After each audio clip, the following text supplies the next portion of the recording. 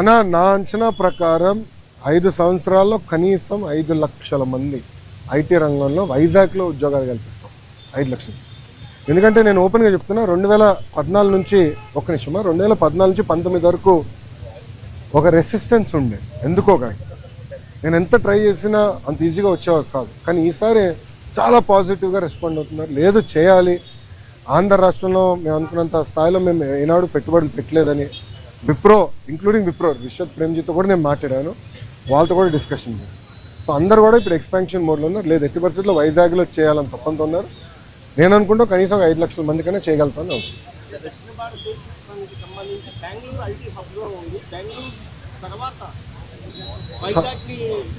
బెంగళూరు తర్వాత హైదరాబాదే స్వామి.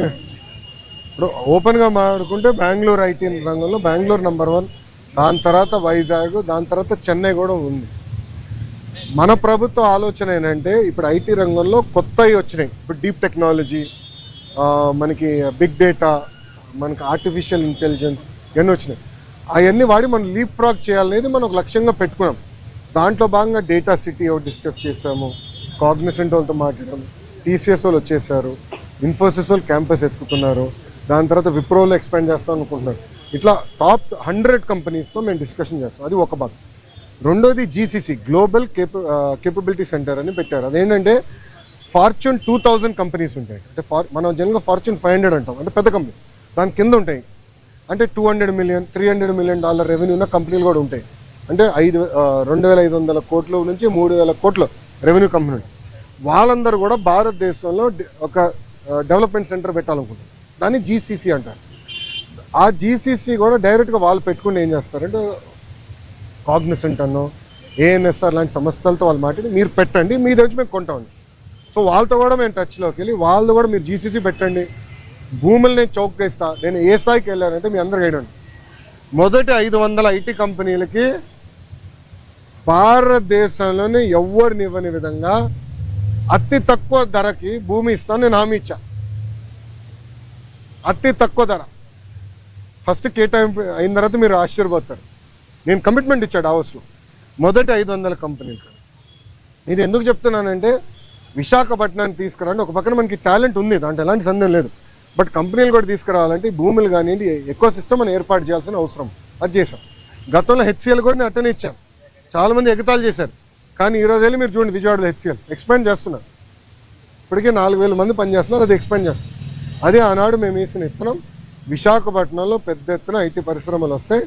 Mark my words, date time stamp కూడా చేస్తాం. వాళ్ళు ఆపమంటున్నారు, మీరేం ప్రశ్నలు అడుగుతున్నారు.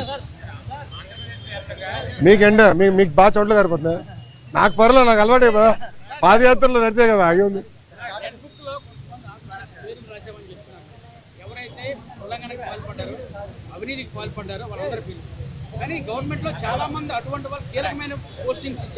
ఎవరికి ఇచ్చామండి కీలకమైన పోస్టింగ్? ఎవరికి ఇచ్చాం స్వామి? మీరు చూస్తే చాలా మంది IAS officers waiting for posting. వినండి కొంచెం, నేను పూర్తి చేయండి. చాలా మంది ఐపీఎస్ ఆఫీసర్స్ కూడా వెయిటింగ్ ఫర్ పోస్టింగ్. ఆల్రెడీ కేసులు కూడా పెట్టాము, ఇన్వెస్టిగేషన్ జరుగుతున్నాయి. రానియండి, 1 by 1 చేయలేండి సార్. మీకు సిస్టమేటిక్. ఇది కక్ష సాధింపు కాదు, చట్టం ప్రకారం నేను వెళ్ళాలి. Let me do my duty అమ్మా.